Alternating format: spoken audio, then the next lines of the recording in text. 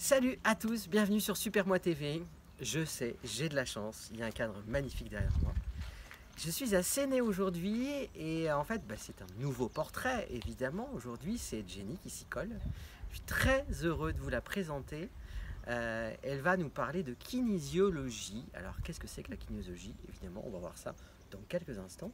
Jenny va nous parler de son parcours, de comment elle est arrivée à ces techniques-là, comment elle la transmet, quelles sont ses valeurs, tout ça, etc. A tout de suite avec Jenny.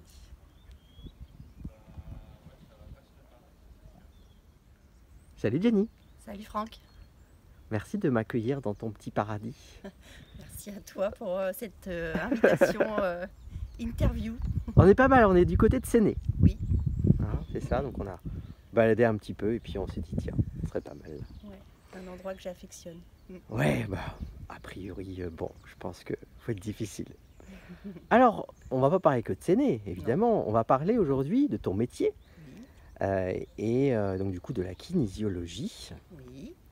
de cette approche que tu as, de comment tu es arrivé à connaître, à comprendre, à transmettre aussi tout ça. Et donc du coup, j'ai cette première question. C'est vrai que c'est un mot un peu bizarre que tout le monde ne connaît pas en tout cas. Et c'est quoi la kinésiologie? Alors la kinésiologie, c'est pas de la kinésithérapie, Ouais. parce que souvent on dit Bah oui, kiné, quoi. voilà. Ouais, c'est ça. Non, c'est kinésiologie. L'origine, ça serait le mouvement en fait, en lien avec le D'accord. mouvement. Ok. En fait, c'est une technique psychocorporelle et on a un outil pour la kinésiologie qui est le test musculaire. D'accord. Est-ce que tu veux m'expliquer ça? Alors, je vais t'expliquer. En fait, c'est une technique qui permet de rentrer en communication avec le corps de la personne et on peut le faire grâce au test musculaire qui est comme un vecteur de communication. D'accord. Hein. Alors c'est quoi, on tapote un peu sur le corps, sur des points, sur des choses comme ça, non? non? Je vais t'expliquer. C'est intéressant. Le test musculaire, en fait, c'est un outil qui permet de vérifier la tonicité du muscle. D'accord. Alors, je m'explique. Quand un muscle tient et qu'il a pas de perturbation, je vais faire ça comme ça, le muscle tient. En fait, il est verrouillé. Et lorsque on envoie une information au muscle, ça engendre un stress et en fait la tonicité lâche. Voilà, ça déverrouille. D'accord. Ok. Donc en fait, on est sur un système binaire. Un oui, un non. Voilà. Un ok, un pas ok. Porte fermée, porte ouverte, quoi. Tout à fait. Voilà. Ça lâche, c'est qu'il y a quelque chose. Ça lâche pas, le muscle tient, c'est que c'est ok pour nous. En fait. D'accord. Voilà. Et du coup, ça nous permet vraiment de rentrer en dialogue avec le corps. Voilà, tout simplement. Ok, alors du coup, toi, tu crées le dialogue finalement, tu poses peut-être un certain nombre de questions, et c'est le corps de la personne qui va du coup réagir en fait. C'est un peu ça. C'est ça un peu en résumé ou pas? Oui, alors je ne t'ai pas dit, mais au préalable, évidemment, les personnes arrivent, on a toute une partie d'anamnèse, c'est une introduction, on pose des questions sur des antécédents médicaux, pour avoir une photographie de la personne qui vient nous voir. Et ensuite, on va voir aussi, on va discuter avec la personne de qu'est-ce qu'elle est venue faire en fait, elle est venue chercher avec la kinésiologie. Et on va surtout, j'insiste, parce qu'en fait, on va travailler sur un objectif positif. Voilà. D'accord. Pas finalement, qu'est-ce que je veux pas perdre, mais qu'est-ce que je veux gagner, quoi. Qu'est-ce que je veux changer de chouette pour moi. Qu'est-ce que j'aimerais de mieux dans ma vie aujourd'hui. Voilà. D'accord. Tout à fait. Tu as découvert cette technique il y a longtemps, toi? Il y a 10 ans. Ok, ah ouais, quand même. Et puis l'anecdote que je peux raconter par rapport à ça, c'est que moi je voulais arrêter de fumer. Et donc je suis allée voir une kinésiologue, Fabienne Fichot. Et donc elle m'a dit au téléphone, c'est pas miracle, c'est pas magique, il faut quand même bosser un peu. Et être dans une dynamique, je dirais, positive pour arrêter vraiment. Faut le vouloir. Faut le vouloir, Mais en même temps, j'aime pas trop cette idée de volonté parce que moi j'avais fait plusieurs tentatives et je voulais toujours arrêter. Donc voilà. Et je dis mais je suis motivée. Voilà, c'était déjà être motivée. Et puis en fait, ce qui était très rigolo par rapport à l'objectif dont je parlais tout à l'heure, c'est qu'elle m'a fait travailler sur un objectif positif, et c'était je suis libre de fumer. Et moi, j'ai vraiment bugué là-dessus au départ, parce que je me suis dit, mais non, je veux arrêter, je veux plus fumer. Et c'était vraiment, voilà, si je peux expliquer l'objectif, c'est vraiment cet exemple-là qui est parlant. Ouais. Et après, la sensation, donc j'ai fait 4-5 séances. Ouais.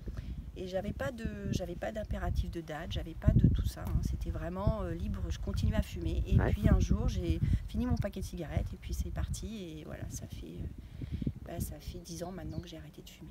Voilà. Et sans compensation. Ouais. Pas de prise de poids, pas de... Enfin, voilà, pas de...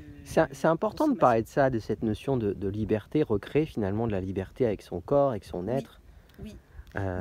Parce qu'en fait, quand on veut arrêter quelque chose, il se passe un phénomène mental qui tourne autour de l'obsession. Je ne sais pas si tu connais. Enfin, des fois, on pense qu'à ça, quoi. Finalement, on se prive et on ne pense qu'à ça.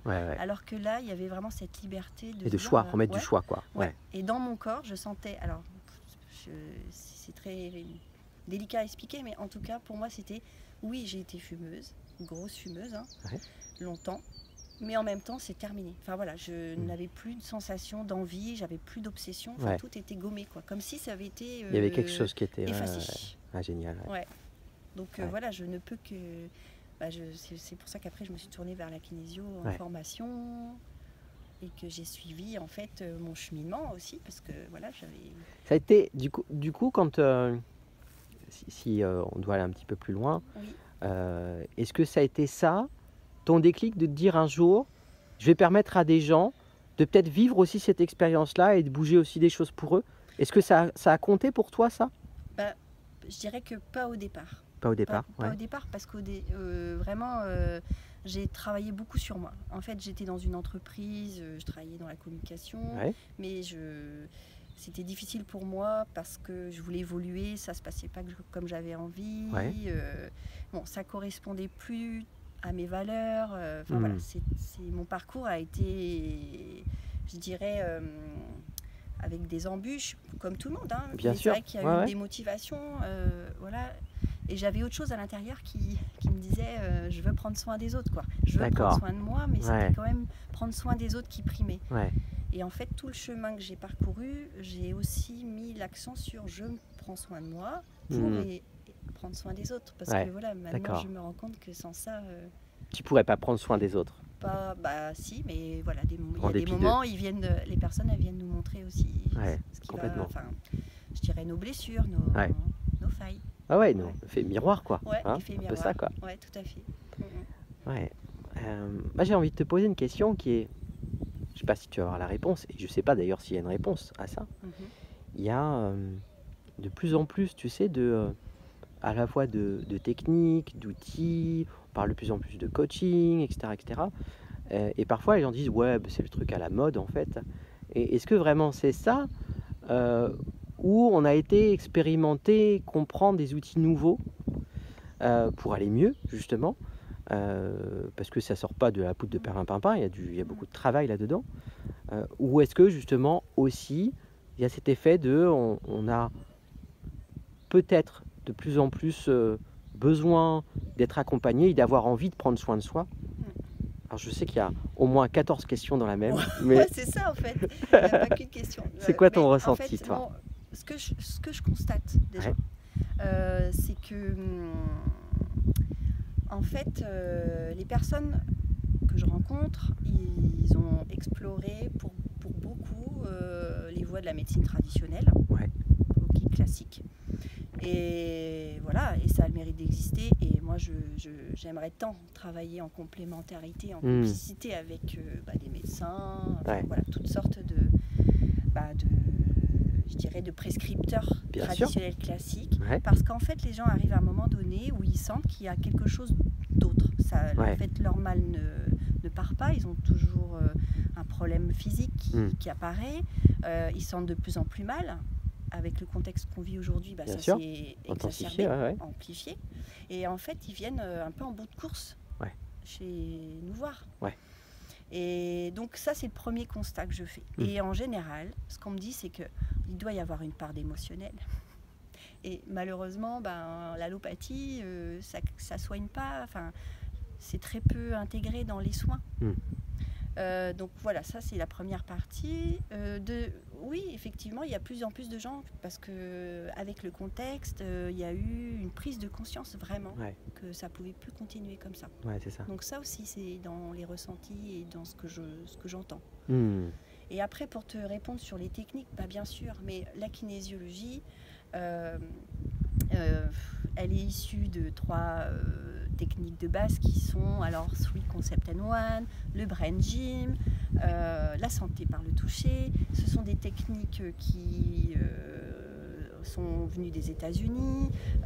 L'EFT par exemple dont je parle, l'Emotional Freedom Technique, vient de la kinésiologie appliquée, mais a été après un outil complètement créé à part entière. Mais nous, dans notre pratique, on a aussi des techniques de respiration. Bien sûr. Donc ça vient aussi du monde de la sophrologie. Enfin voilà, en fait, ce que j'ai envie de dire, c'est que pour moi, ce que j'ai remarqué, c'est que tout est lié.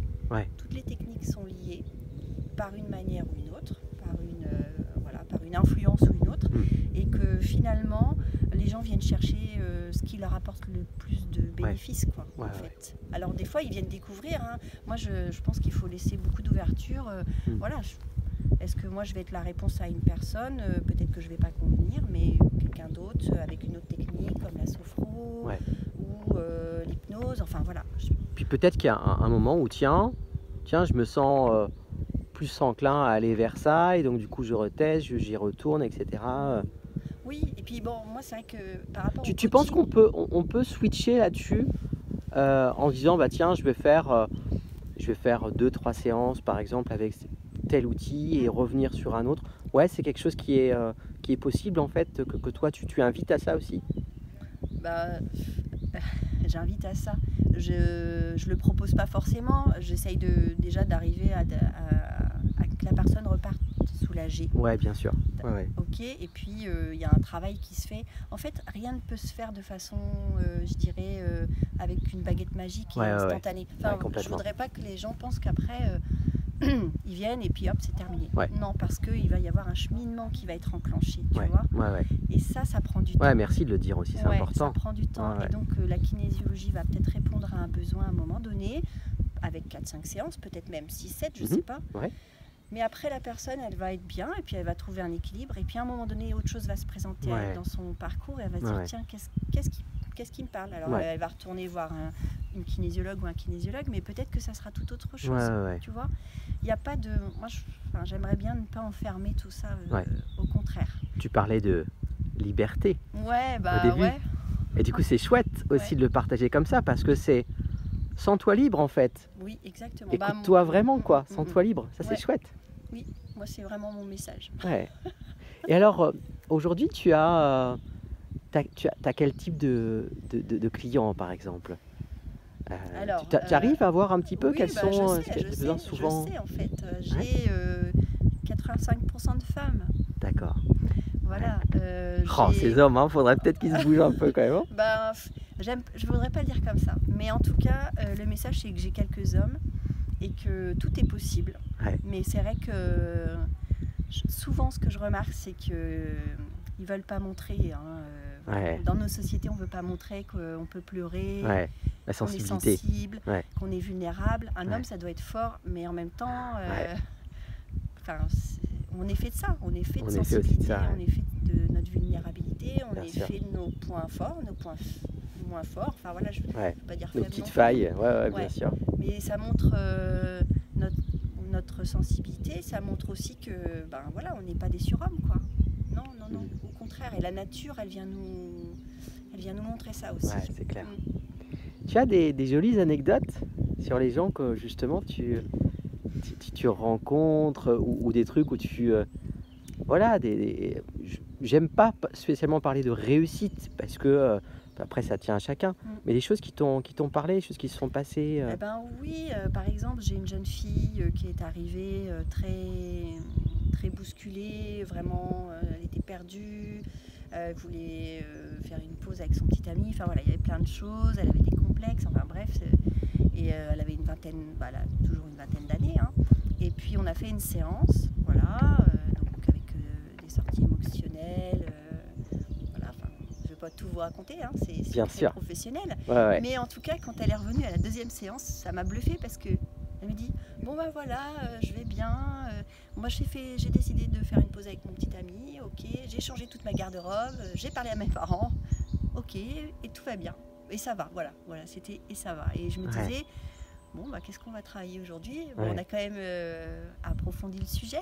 Mais en tout cas, ce qui était super, c'était de voir qu'elle avait fait. En fait, moi mon curseur qui me permet de me dire tiens il y a eu quelque chose, c'est que les gens passent à l'acte. Ouais, il y a un changement qui se passe. Par rapport au coaching tout à l'heure, ce qui était important, c'est que on leur fait prendre conscience, on les aide à prendre conscience de ce qu'ils ont envie de faire comme changement dans leur vie et ils passent à l'acte. C'est le plus beau cadeau. Ouais, c'est clair. C'est le plus beau cadeau qu'ils peuvent se faire et moi bah voilà.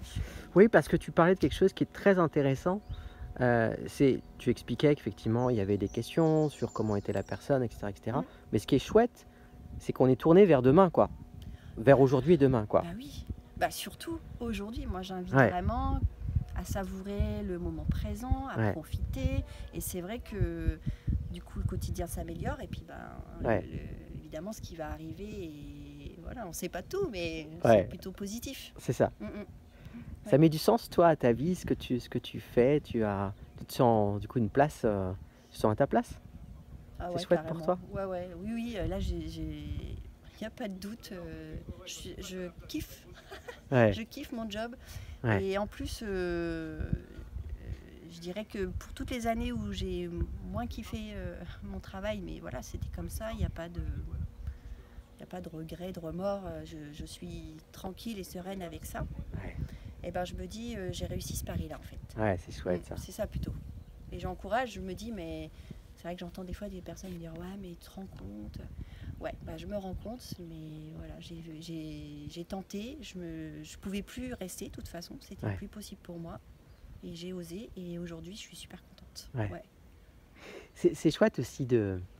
Tu sais, parfois on hésite, parfois, je dis les gens hésitent, enfin voilà, et parfois pas. Mais de se dire c'est possible en fait, c'est possible de faire un vrai choix et peu importe l'âge finalement, de faire un choix et dire que si vraiment c'est quelque chose qui me parle et qui me porte, bah c'est possible quoi. C'est possible de le faire. Oui, tout est possible. La seule chose, c'est qu'il faut s'accrocher. Il faut s'accrocher et garder la foi. Et ça, c'est pareil. Moi, garder la foi, des fois je me disais, mais bon, ok, moi je crois pas, enfin voilà, je suis pas à fond bon Dieu, mais je me disais, c'est quoi garder la foi? Non, c'était garder la foi en ce que je croyais. Ouais, c'est ça.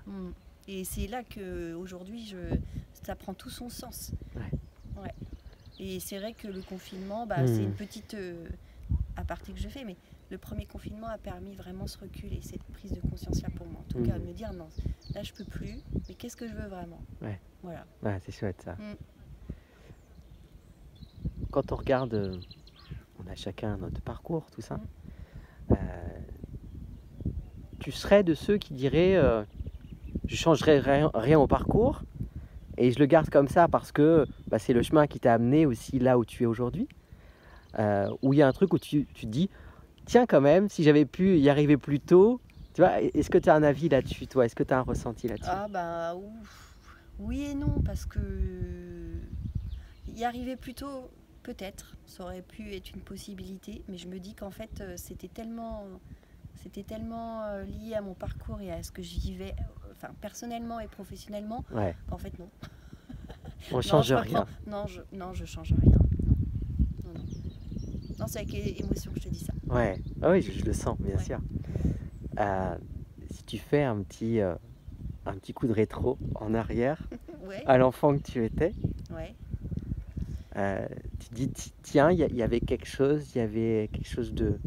qui pouvait expliquer que tu allais passer par ça et être qui tu es aujourd'hui.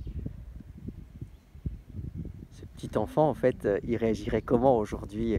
Est-ce qu'il se dirait ah c'est chouette ce que je suis devenue quand même? Je crois oui profondément, parce que c'était une petite fille joyeuse qui devrait faire le clown, qui avait un côté artistique. Et en fait ce que je fais comme métier aujourd'hui, c'est artistique. Je crois. Un art, c'est un art. Il y a plein de formes d'art, mais c'en est un. C'en est un. Voilà.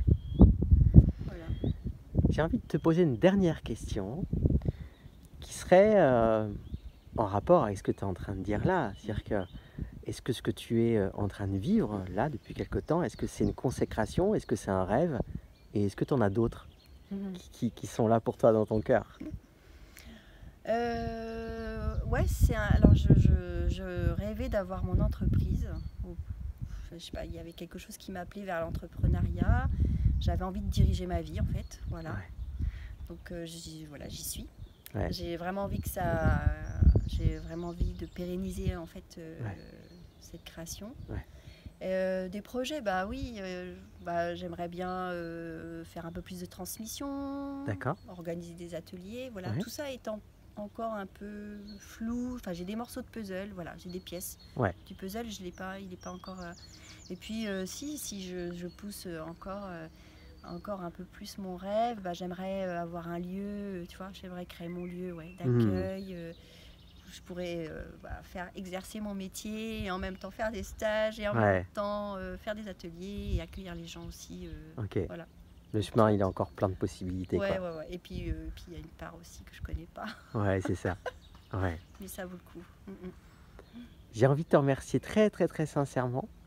C'était très tranquille, ça fait du bien de se poser, de se parler, d'échanger. Et du coup, c'était chouette de nous parler de ton métier. Et avec cette tranquillité naturelle et cette liberté. Ce mot qui est là, qui m'a beaucoup parlé. T'as vu, c'est mon t-shirt. Ouais, exactement. Et du coup, j'ai envie de te laisser le petit mot de la fin, si tu as envie de le faire. Eh ben oui, déjà oui, merci Franck. Alors moi je suis flattée parce que j'ai été intervieweuse et c'est chouette de passer de l'autre côté, donc merci. Et puis je suis comblée parce qu'en fait je suis comblée, je sais que j'ai dit tout ce que j'avais à dire avec mon cœur. Ça va être retransmis sur les réseaux où ça sera le mieux et je suis super contente. Voilà. C'est un beau témoignage que je peux faire aux personnes que je connais et qui viendront me voir. Merci beaucoup, Jenny.